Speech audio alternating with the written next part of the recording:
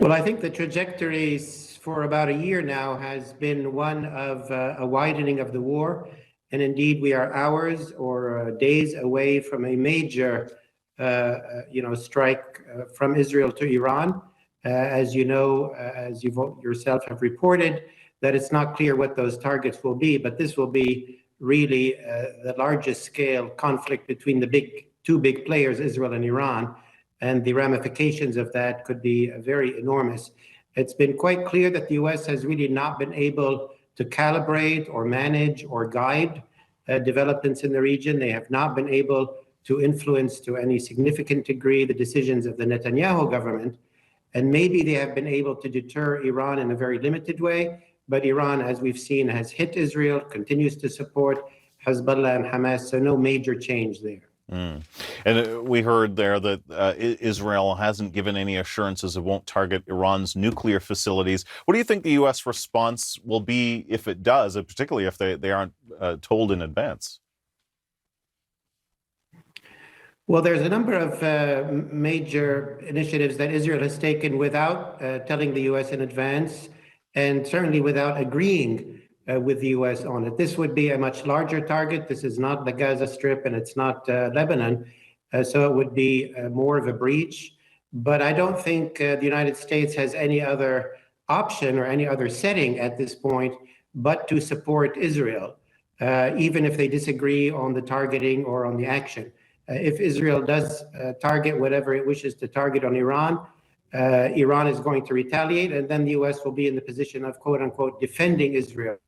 So effectively, the U.S. is locked in to whatever Prime Minister Netanyahu decides to do. So as you've noted there a couple of times, Israel's basically kept the U.S. out of the loop. And despite all of the U.S. calls for peace, de-escalation, peace is even more elusive now than it was before. So all of this constant theme that you're saying there, what does it suggest then about U.S. influence on Israel? Seems almost non-existent. Yeah, I think the U.S. influence, especially with a prime minister like Netanyahu, who was born in the U.S., knows the U.S. well, has been confronting, I would say, several U.S. presidents in the past. He's quite practiced in this. He does know, and you recall in the U.S. Congress, he got 50 standing ovations from a majority of both parties. So he knows that President Biden or the Biden administration doesn't have a lot of political clout when it comes to the support of Israel. They cannot really withdraw, pause military support. They cannot pause financial support. So their toolkit is extremely limited. And I think Prime Minister Netanyahu knows that all too well. I think the real discussion vis-a-vis targeting in Iran is more about what would the consequences of different targeting be, more than the U.S. position. In brief, if they target nuclear installations, most experts believe that Iran will withdraw from the nonproliferation treaty, go underground, and go as fast as it can towards a nuclear bomb. That would not be a good outcome for Israel or the U.S. If they target oil installations, then there's risk of Iran targeting oil installations across the waters of the Gulf, having a global energy crisis, and so on. So bombing Iran is very different than bombing Lebanon or Gaza. You touched on the U.S. domestic implications, and I want to ask you this because President Biden responded to this. He was asked whether Israel's actions were part of an effort to influence the U.S. election. So here's what he said. Do you have any worries that Netanyahu may be trying to influence the election, and that's why he has not agreed to a diplomatic solution? No administration has helped Israel more than I have. None. None. None. And I think Bibi should remember that.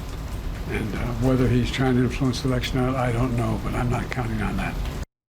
So, as you said a few minutes ago, Netanyahu knows the U.S. well. He's finally tuned to U.S. domestic politics. Is he trying to influence the U.S. election, do you think? Or is he, as you kind of touched on there, taking advantage of the fact that Biden's hands are kind of tied by the election? Yeah, I think it's more the latter. I mean, Netanyahu and many Israelis feel after October 7 that they're in an existential fight. This is much bigger than influencing an election, even a US election. They're quite aware that any administration in the US will be supportive of Israel. As Biden said, the Biden administration has been very supportive of Israel. So I think, their reaction to October 7, especially with a right-wing government in place, they went overboard in devastating the Gaza Strip and seeking to maybe reoccupy it. They turned to the northern front with Hezbollah with a great breakthrough in intelligence capacities and really dealt almost a knockout blow to Hezbollah.